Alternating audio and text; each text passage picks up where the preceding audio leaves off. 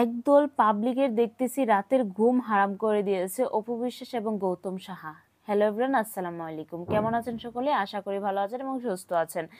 আমি কেন কথাটা বললাম, একদল পাবলিক, কিছু সংখ্যক পাবলিক, খুব বেশি একটা না, খুব কিছু সংখ্যক পাবলিক, হাতে গোনা কয়েকটা অপু বিশ্বাসের ভক্ত নামের ভণ্ড, যাদেরকে আমি বলবো, তো ওনারা মানে পাত্তা তো পাচ্ছে না অপু বিশ্বাসের আশেপাশেও।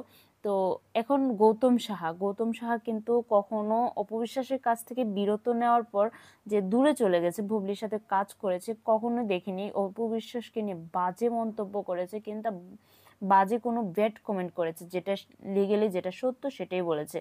তো অপু বিশ্বাসকে নিয়ে যদি বাজে কমেন্ট করতো তাহলে কিন্তু গৌতম সাহা কখনোই অপু বিশ্বাসের কাছে ওই আশ্রয়টা পেত না।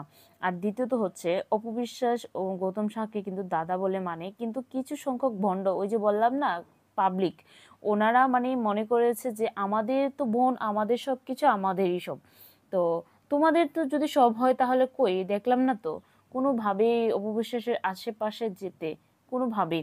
তো গৌতম সাহা মিলে গেছে নাকি, গৌতম সাহাকে নাকি খুব মানে হাতিয়ে নেওয়ার জন্য গৌতম সাহা ঘরে ভাত নিয়ে এন তেন অনেক কিছু। তো যাই হোক, সামথিং, আমি এগুলো কিছু বলতেও চাই না। তো এগুলা বলার মানে কি, মানেটা কি?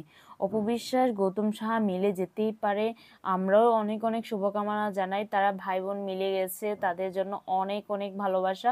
তারা যেন এভাবে সবসময় ভাই বোনের মতন ভালোবাসা সাপোর্ট দিয়ে একে অপরের পাশে থাকে। আমরা চাই অপবিশ্বাস, গৌতম সাহা এবং মাহফুজুর রহমান ভাই সবাই মিলেমিশে আবারও কাজ করুক, আবারও এক হয়ে সুন্দর একটা পরিবেশে থাকুক।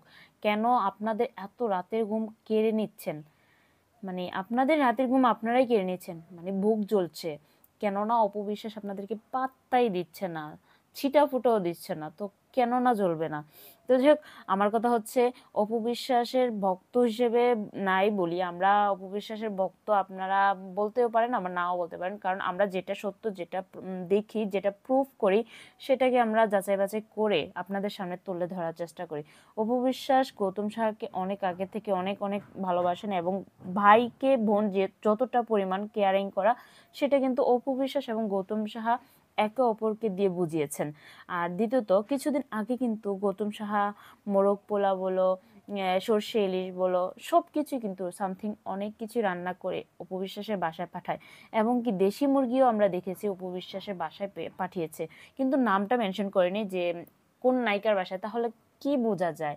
যার যেটা পছন্দের রান্না সেটাই কিন্তু গৌতম সাহা রান্না করেছে, এটাকে আর নাম মেনশন করলেই কি বুঝাবো, আর নাম মেনশন করলে কি বুঝবো না? তো যাই হোক, আমরা চাই অপু বিশ্বাস, গৌতম সাহা এক থাকুক, মাহফুজুর রহমান ভাই সবাই মিলেমিশে একসাথে কাজ করুক, আবারও সুন্দর একটা মুভমেন্ট তৈরি করুক, তারা এগিয়ে যাক।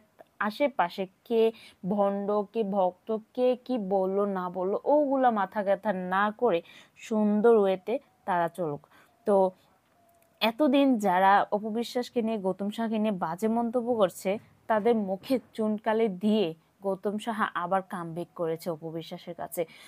তাদেরকেও দেখিয়ে দিয়েছে, দেখ, আমাদের ভাই বোনের যে ভালোবাসাটা, যে কেয়ারিংটা, সেটা কখনোই মিথ্যে ছিল না, এবং এখনো আছে, থাকবে।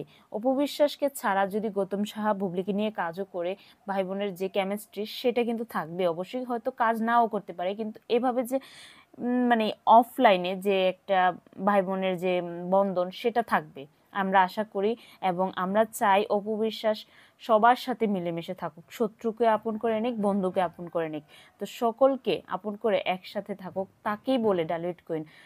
যে আপনাকে নিয়ে কথা বললাম, আরেকজনকে আমি শত্রু ভাবলাম, আরেকজনকে আমি বন্ধু ভাবলাম, সেটা কিন্তু না। ডালিউড কুইন তাকেই বলে যে সবাইকে মিলেমিশে নিয়ে একসাথে সবকিছু ভাগ করে নিতে পারে।